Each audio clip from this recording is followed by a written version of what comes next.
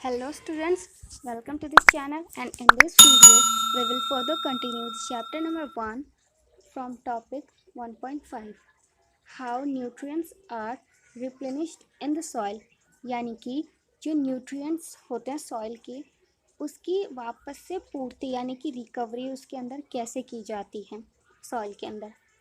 Have you seen farmers spreading manure or fertilizer in the fields, or the gardeners using them in lawns or in the pots?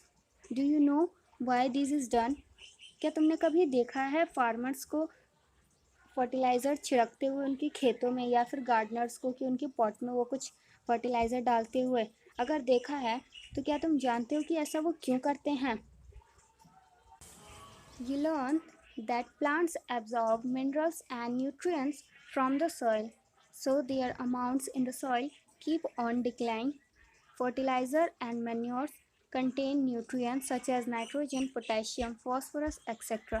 These nutrients need to be added from the time to time enrich in the soil। यानी कि हमने ये पढ़ रखा है कि minerals और nutrients हमें सॉइल से मिलते हैं और इसलिए सॉइल के अंदर उनकी कमी होती रहती है, यानी कि डिक्लाइन होती रहती है उनकी अमाउंट।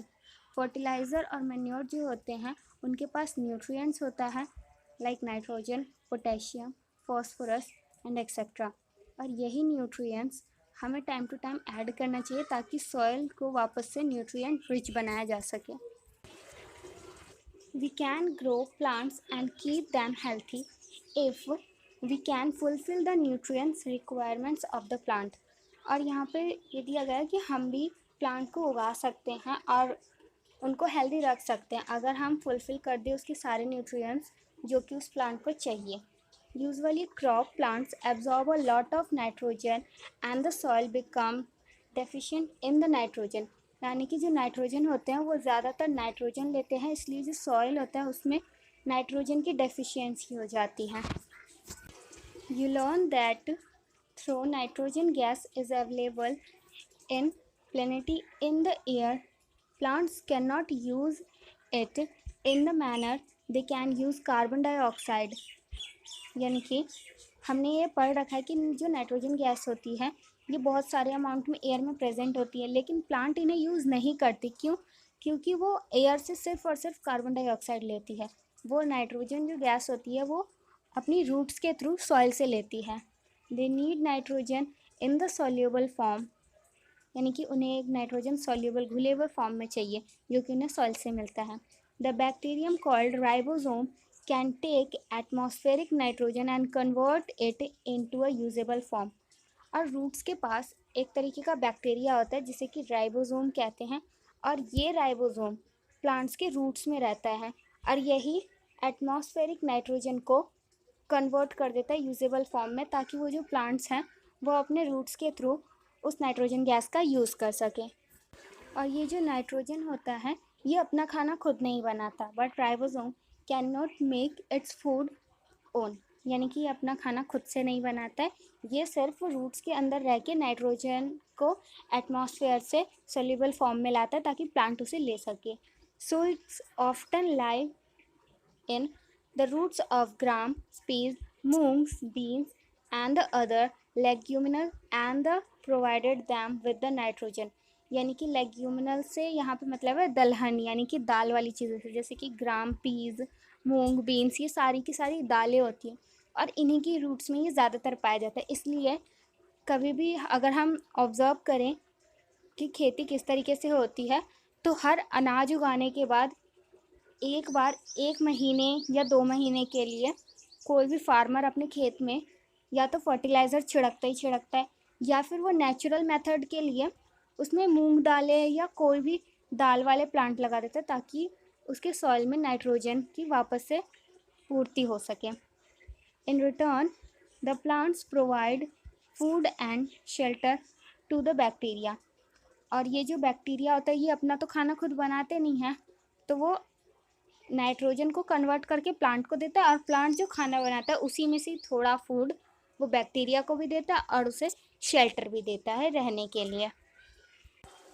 दे दस हैव अ सिम्बायोटिक रिलेशनशिप। इसलिए ये एक सिम्बायोटिक रिलेशनशिप में रहते हैं, जो कि हम पहले पढ़ चुके हैं कि सिम्बायोटिक रिलेशनशिप क्या कहलाता है, कि कोई भी दो बैक्टीरिया या फिर कोई भी दो ऑर्गेनिज्म मिलजुल के काम करते हैं, कोई खाना देता है तो कोई शेल्टर देता है।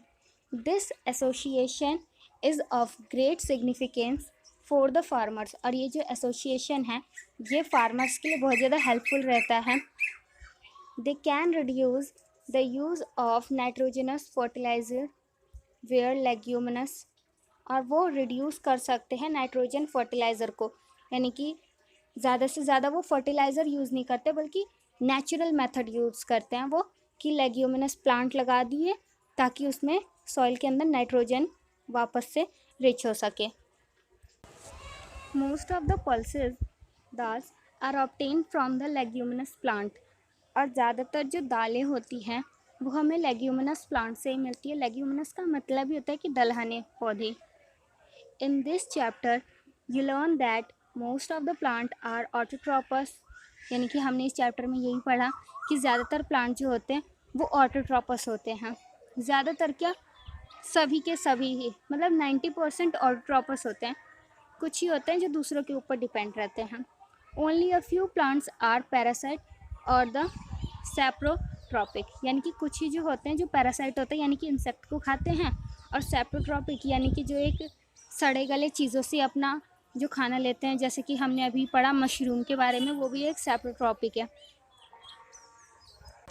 All animals are categorized as heterotrophs since they depend on the plants and the other animals for food, यानी कि सारे जो एनिमल्स होते हैं वो कैटेगराइज किए गए हैं एज अ हेटेरोट्रोपस। हेटेरोट्रोपस मतलब जो दूसरों के ऊपर डिपेंड रहते हैं, क्योंकि वो प्लांट्स या अदर एनिमल्स के ऊपर ही रहते हैं।